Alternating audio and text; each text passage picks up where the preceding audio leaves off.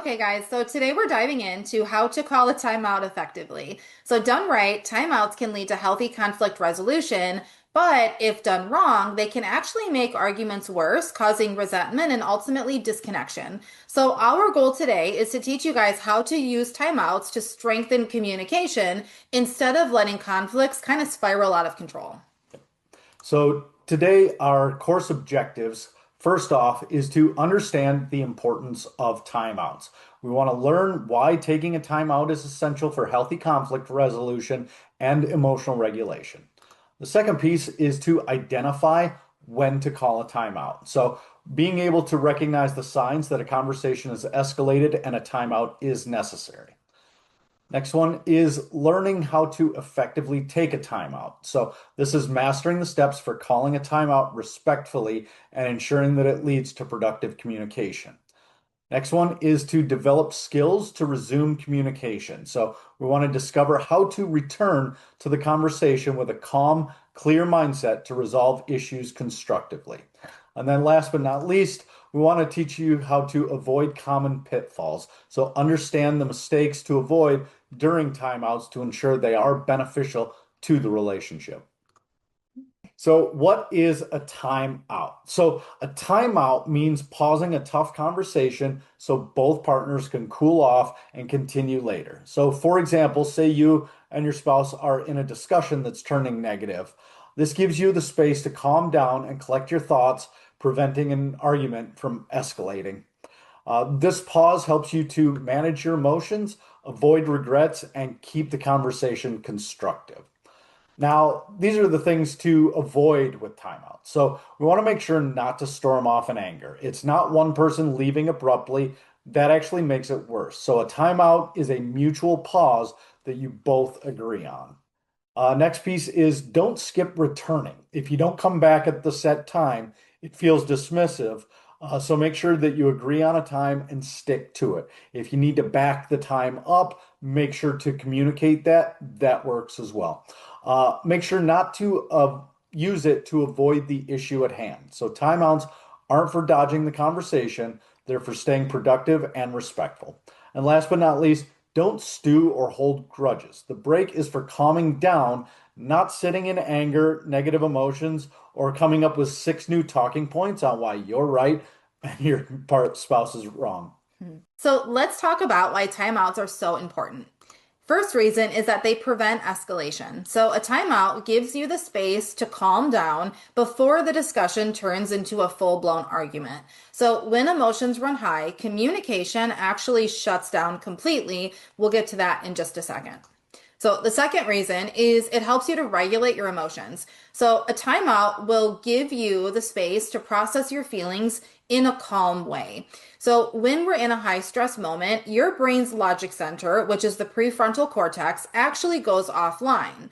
When that happens, the amygdala activates, triggering your fight, flight, freeze, or fawn responses. So, what does that mean? That means that logical thinking, problem solving, and rationality take a back seat, making it nearly impossible to have a calm and productive conversation. So, a timeout is going to give you the break to reset, calm the amygdala, and then bring your logic back online. Third reason is it gives you the time to reflect and reframe. So, stepping back from the conversation gives you the time to think about the real issue, not just react to what's going on that's triggering for you. So, after a pause, you might see that this has just been a misunderstanding. Maybe it was a failure to communicate, not actually a fight. And then the last reason is that it kind of helps to build trust and safety within the relationship. You cannot feel emotionally safe with somebody who is regularly exploding or somebody that's lashing out constantly or even somebody that is emotionally shutting down and withdrawing from you. So when we take the time out to regulate, it sends the message that we're committed to having the conversation and resolving the conflict, which is going to build emotional safety.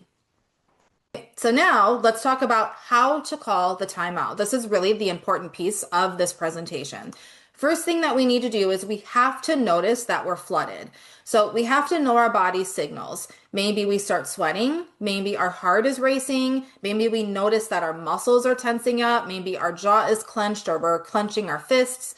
We might start feeling jittery. If we can't think of that initial response, what you can do is think back to your last big fight. What did your body do? What did it feel like? That's going to be your initial sign. If you notice that you started sweating or your heart was racing, that is going to be your initial sign of flooding, which is when it's time to call the timeout. The second thing that we're going to do is we're going to speak very calmly. We're going to say that we need a break without blaming our partner. So what we're not going to say is, "Ugh, you're making me so mad and I'm just done with this conversation." Instead, try, "I'm really overwhelmed and I just need a moment to cool off. Let's call a timeout and let's return to this conversation later." The third thing is you're going to share your goal. You're going to make it clear that you're pausing to keep things productive. You're not just dodging the issue. This is something like, "I want us to sort this out, but I really have to calm down first."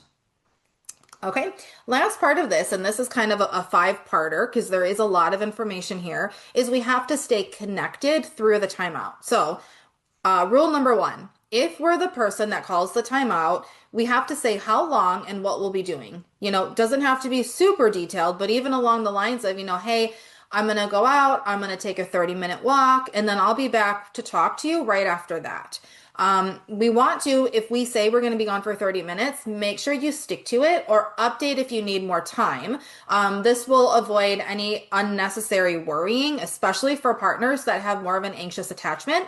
Because I can guarantee if you tell your partner you're gone for 30 minutes and they realize that you're gone for 40, they're literally keeping time. As soon as you pass 30 minutes, they're starting to spiral. So keep them in the loop there. The second thing we want to do, if we are not the person that called the timeout, we have to respect the pause. No chasing, no calling or texting a million times, no guilt tripping them, no saying, "Oh, you always do this, you never want to talk about this, you can go, this is what you're good at."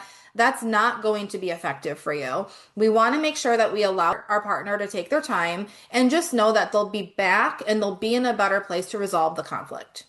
The third one here, we have to take at least, I know it says 20 minutes on here. I like to say 30 minutes. Anything less than around 30 minutes isn't enough time because physiologically, the nervous system needs a minimum of about 30 minutes to regulate. You might be feeling better in about 10 to 15 minutes, but your body is not actually there yet. Your body has to catch up to your mind. The fourth one is you want to do something that's actually going to be calming to the nervous system. You can listen to music, you can read, you can do a meditation, or you can do some breath work. What we're not doing, we're not stewing in it. We're not proving we're right. We're not coming up with 10 new talking points. That's going to keep you stuck. That's not going to do you any good. We're also not going to use that time to play video games. Video games are not actually going to regulate the nervous system. They do a really good job at distracting the ego, but they do not calm the nervous system. And then the last thing is we always want to return to the conversation no matter what. A timeout is not for avoiding the issue. This is not a get out of jail free card. Skipping the issue skipping this talk buries the issue and it will resurface at some point.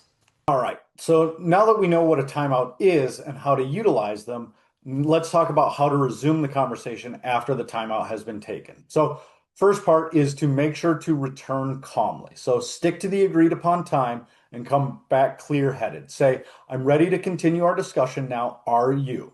The person who called the timeout starts it back up. Next piece is make sure to use I statements. So share your feelings without blaming. Something like, "I felt frustrated because I didn't feel heard," not "you never listen and that's why we fight." That's just going to start the fight all over again. Next piece is to focus on resolving. So make sure to stick to the main issue and stay open to your partner's point of view. Don't drag in old fights. That'll just overwhelm you both. And last but not least, pause again if you need to. If things turn negative or you feel overwhelmed, call another timeout. It's always better to take a break rather than slipping back into arguing.